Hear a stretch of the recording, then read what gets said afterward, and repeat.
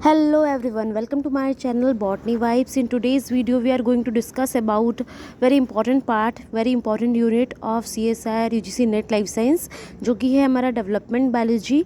हर बार इससे कुछ ना कुछ क्वेश्चन पूछा जाता है और स्पेशली इसके बेसिक्स बहुत इंपॉर्टेंट है, क्योंकि कई बार बेसिक्स से ही एक दो क्वेश्चन बन जाते हैं CSIR नेट एग्ज़ाम में। तो अगर आपका बेसिक्स भी क्लियर है तो आप आराम से एक दो क्वेश्चन सॉल्व कर सकते हो। ठीक है, सबसे पहले जानना ये ज़रूरी है कि what is development biology. It is a branch of biology, एक ब्रांच है जिसमें हम लोग जानते हैं, स्टूडेंट जानते हैं how a single fertilized egg development into the complete multi cellular organism. कैसे फर्टिलाइज्ड एग जो है हमारा कंप्लीट मल्टी सेलुलर ऑर्गेनिज्म में चेंज होता है। वाई इट इज़ इम्पॉर्टेंट, ये इसलिए इम्पॉर्टेंट है कि इसके थ्रू हम लोग जानते हैं how cell know what to become, उसको क्या बनना है, आगे उसका क्या फेट है, उसको हार्ट सेल बनना है या फिर लंग सेल बनना है, एक्टोडर्म बनना है, एंडोडर्म बनना है, ये कैसे पता चलता है, ये हम इसके थ्रू जानते हैं। दूसरी चीज़ जो हम लोग इसके थ्रू जानते हैं how different tissue organs are formed, कैसे बनते हैं ये टिश्यूज़ और ऑर्गन्स, कैसे बॉडी प्लान ऑर्गेनाइज होता है, किसको डॉर्सल बनना है, किसको वेंट्रल बनना है, ये सब कैसे मतलब डिटरमाइन होता है कि कैसे बनना है, ये सब कैसे डिसाइड होता है, ये जानते हैं। और कुछ कुछ पार्ट्स जो रीजनरेशन में हम लोग ये जानते हैं कि कुछ पार्ट जो बॉडी लॉस कर देती है ओवर टाइम, उसको कैसे दोबारा से रीजनरेट करना है ना। तो ये बहुत ही अच्छा यूनिट है।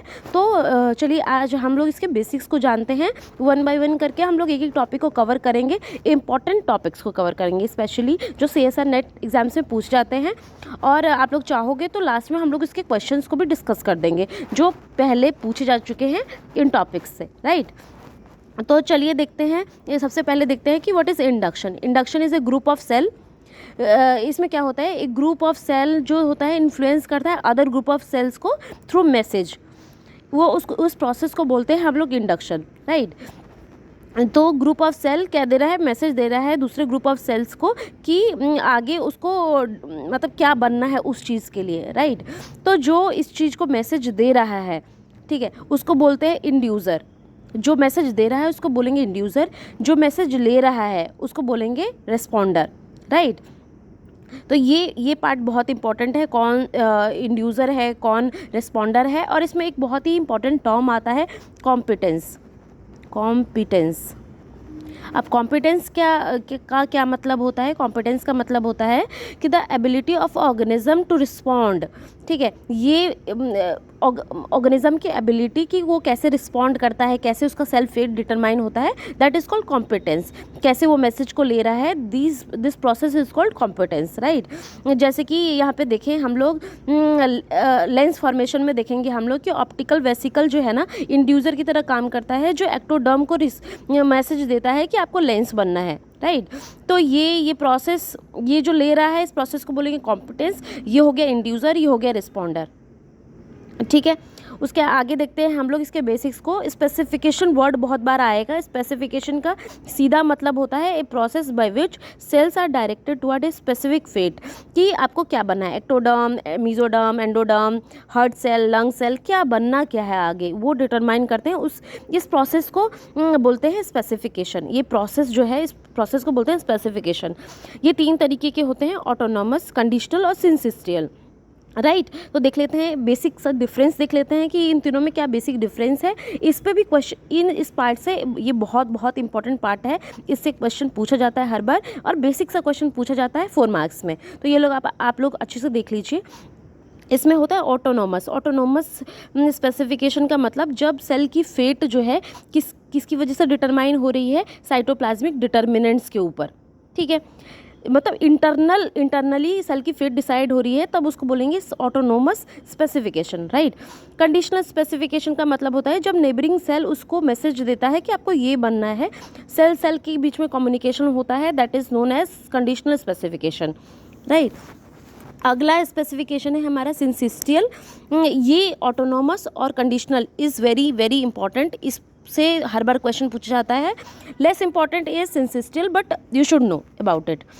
तो सिंसिस्टियल में क्या होता है, जो फेट है सेल का वो डिटरमाइन होता है मल्टी न्यूक्लिएटेड साइटोप्लाज्म के अंदर जो कुछ मॉलिक्यूल्स होते हैं उसके ऊपर, उसके ग्रेडियंट के ऊपर, ठीक है, कि मतलब ज़्यादा, मतलब होता है ना कि अगर ज़्यादा मान लो कोई मॉलिक्यूल यहाँ तक पहुँचा तो ये कुछ और बनाएगा, यहाँ तक कम पहुँचा, लेस ग्रेडियंट है तो ये कुछ और बनाएगा, है ना। मान लो ये एक्टोडर्म बना रहा है तो ये एंडोडर्म बनाएगा।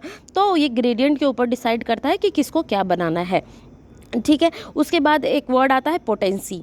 पोटेंसी भी बहुत इंपॉर्टेंट है। इसमें ये एक सेल की एबिलिटी है to form the different cell types, right. ये 3 तरीके के होते हैं, टोटीपोटेंट, प्लूरीपोटेंट और मल्टीपोटेंट। अब टोटीपोटेंट क्या होता है? टोटीपोटेंट एक एबिलिटी है ऑर्गेनिज्म की to make the entire organism. जैसे कि जाइगोट, एक अकेले सेल पूरा बॉडी बना लेता है, मल्टी सेलुलर ऑर्गेनिज्म बना लेता है, that is known as totipotent. What is pluripotent? Pluripotent मतलब इसमें क्या है, कुछ सेल टाइप बना सकते हैं एक्सेप्ट एक्स्ट्रा एम्ब्रियोनिक टिश्यूज़। अब एक्स्ट्रा एम्ब्रियोनिक टिश्यू क्या है? प्लेसेंटा। प्लेसेंटा नहीं बना सकते हो, और कोई ऐसा सेल जो प्लेसेंटा को छोड़ के और सारी सेल्स बना पा रहा हो, that is known as pluripotent. और मल्टीपोटेंट क्या बोलेंगे?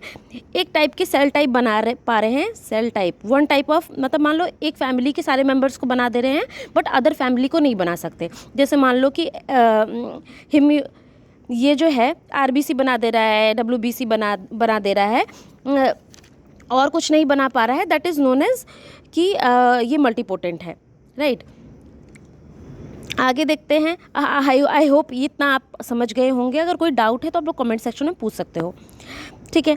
ऑर्गेनाइज़र क्या होता है? एक बहुत ही इंपॉर्टेंट टर्म आता है ऑर्गेनाइज़र।